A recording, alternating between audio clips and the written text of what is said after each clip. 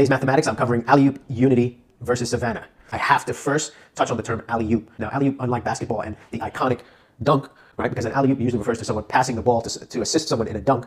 I speak of the alley-oop, unity, and the Savannah not because they are iconic, but because they are a discrepancy in the judging process, right? I have a long history of judging and hosting my own competitions, and I found that anytime there's discrepancies in terms of trick names, you can forget about a lot of the other criteria, style, consistency, right? If we're arguing over what a trick name is called, then what are we even doing?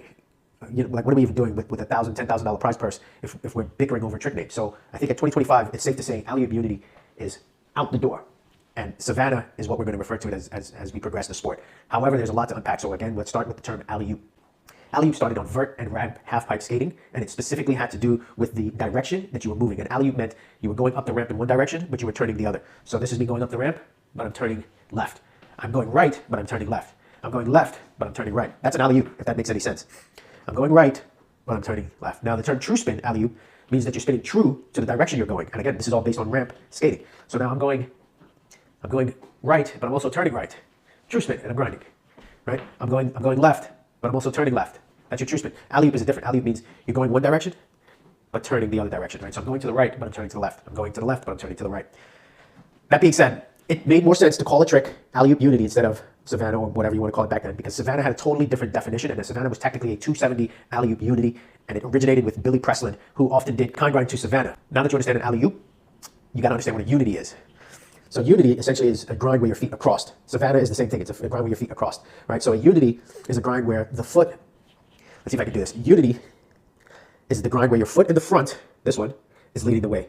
So the foot in the front of my body leading the way, that means it's a unity. If the foot in the back of my body, right, if this is to the back of my body, right, when you look at where the feet are placed, if this is to the back and I'm going this way, then it becomes a Savannah.